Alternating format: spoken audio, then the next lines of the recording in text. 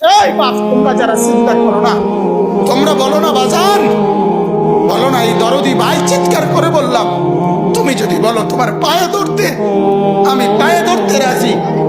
তুমি যদি বলো তোমারে জড়িয়ে ধরে কাঁদতে, আমি কাঁদতে রাজি।